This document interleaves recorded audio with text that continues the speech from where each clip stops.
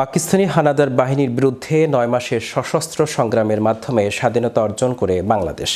যুদ্ধের শেষ পর্যায়ে ভারতীয় সেনাবাহিনী এই সংগ্রামে যুক্ত হয়।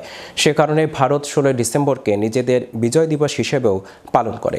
বিজয় দিবস উপলক্ষে ভারতের প্রধানমন্ত্রী নরেন্দ্র মোদী মঙ্গলবার ফেসবুকে একটি পোস্ট দিয়েছেন। সেখানে তিনি ১৯৭১ সালের ১৬ ডিসেম্বরকে ভারতের বিজয় দিবস হিসেবে উল্লেখ করলেও পোস্টে বাংলাদেশের নাম একবারও উল্লেখ করেননি।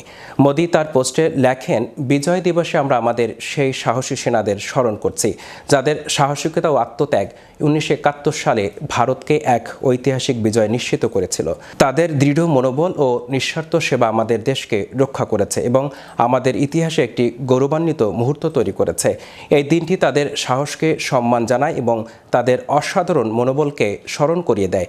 সেনাদের এই বীরত্ব ভারতের বহু প্রজন্মকে অনুপ্রাণিত করে চলছে।